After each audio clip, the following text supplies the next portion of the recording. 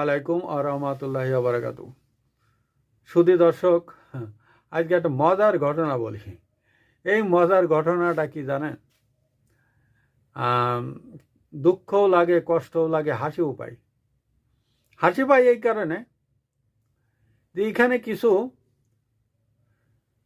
শিক্ষক নামের ব্যক্তিরা ছিলেন।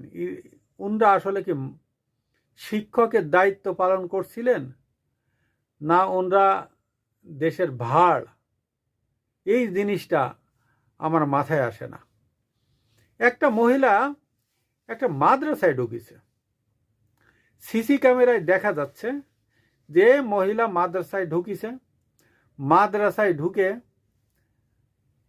একটা পাঞ্জাবির পকেটে হাত দিছে, হাত দিয়ে বোধহয় টাকা নিছে। অর্থাৎ মাদ্রাসা কর্তৃপক্ষ বলছে কিন্তু যে তিনি টাকা চুরি করতে আসছেন। আমি বুঝলাম যে চুরি করতে গেছে, চোর। কিন্তু আমার কথা আছে, বাংলাদেশের যে অবস্থা, চারিদিকে বেকারত্বের হার, অনেক কলকারখানা বন্ধ। এই 17 মাসে কত যে বেকার বাড়িছে, কত যে ইন্ডাস্ট্রিজ বন্ধ হয়েছে, কতজনের চাকরি চলে গেছে, কতজন পথে বসে গেছে, তার কোনো ঠিকানা নেই। মহিলা কি করেছে? হ্যাঁ, চুরি করতে গেছে, ধরলাম চুরি করতে গেছে। সেই মহিলাকে ছাত্ররা ধরে মারপিট করে তারপরে কি করলো, তাকে বেঁধে, একটা খুঁটির সাথে বেঁধে, তার গায়ে, এই শীতকালে শৈত্যপ্রবাহ চলছে, তার গায়ে ঠান্ডা পানি ঢেলে দিছে এবং পাশে মাদ্রাসার শিক্ষকরা দাঁড়ায় দাঁড়ায় দেখছে। সুধী দর্শক, তাকে অনেক সাজা দেওয়া যেত, পুলিশে দেওয়া যেত,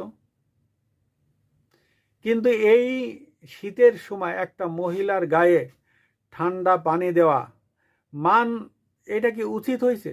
মানুষ কখন যায় চুরি করতে? যখন মানুষের পেটে ভাত থাকে না, প্রয়োজন মেটাইতে পারে না, খাবারের জন্য বাচ্চা কাঁদে, আর তখনই সে কিন্তু ওই চুরির পথটা বেছে নেয়। আপনারা দেখছেন যে সে পকেটে হাত দিয়ে টাকা চুরি করছে, আর একজনকে দেখছেন যে পকেট কাটতেছে, আর একজনকে দেখছেন ছিনতাই করছে, আর একজন ঘরের শীত কাটে চুরি করছে, আর একজন রাতের অন্ধকারে ঘরের বেড়া কেটে চুরি করার জন্য ঘরে ঢুকিছে। এর থেকে বড় বড় চোর আমাদের দেশে ঘুরে বেড়ায় এবং তারা সমাজপতি। এই দেশে ব্যাংকগুলো তারা লুটপাট করছে, এই দেশের অফিস আদালত তারা ফাঁকা করে ফেলাচ্ছে।